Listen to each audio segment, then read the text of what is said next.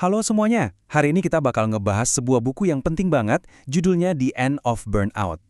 Pernah nggak sih kamu ngerasa capek banget sama kerjaan, sampai rasanya udah liburan pun energinya nggak balik lagi? Nah, kalau pernah, pembahasan ini pas banget buat kamu. Yuk kita mulai. Nah, buku ini ditulis oleh Jonathan Malesek.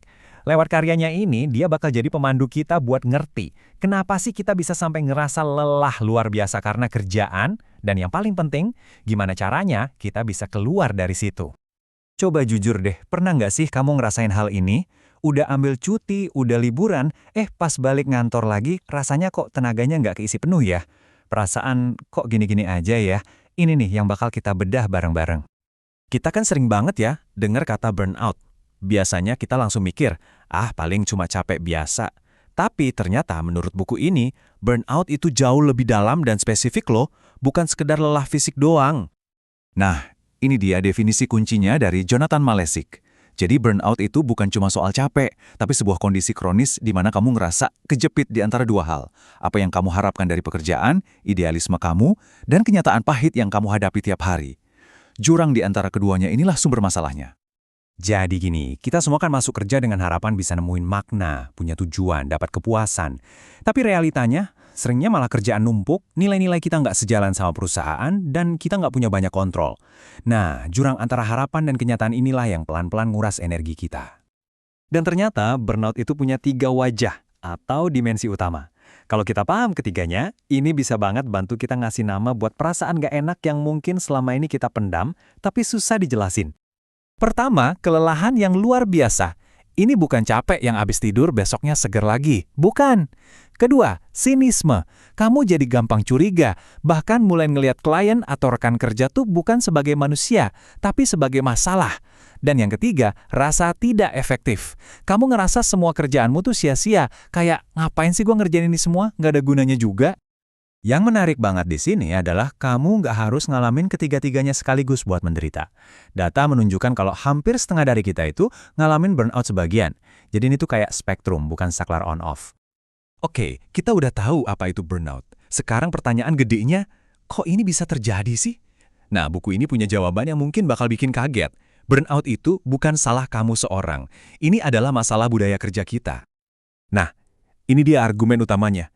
Budaya kita sekarang ini menaruh ekspektasi yang gila-gilaan tingginya pada pekerjaan. Kita diajarkan buat percaya kalau pekerjaan itu adalah cerminan dari siapa diri kita dan seberapa berharganya kita. Coba dipikirin, kita menuntut pekerjaan untuk jadi segalanya, sumber duit, sumber makna hidup, sekaligus jadi bukti kalau kita ini orang baik dan berguna.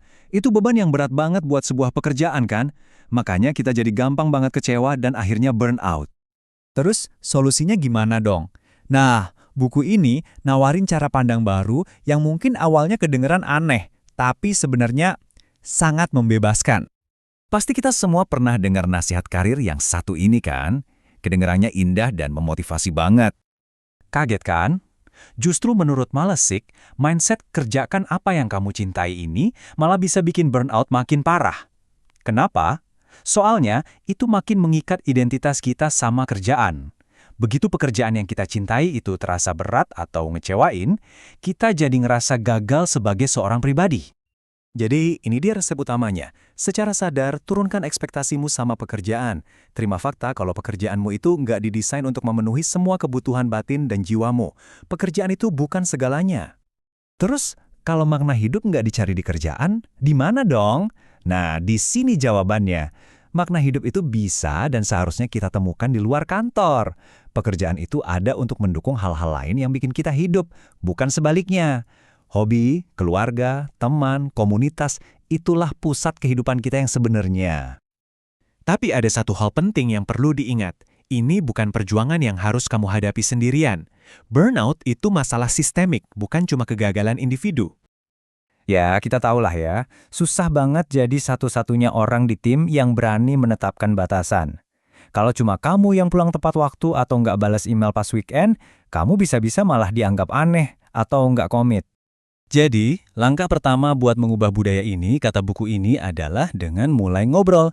Bicarain secara terbuka sama teman kerja, sama sahabat tentang jurang antara idealisme dan realita kerjaan. Dengan gitu, kita jadi sadar kalau kita nggak sendirian ngerasain ini.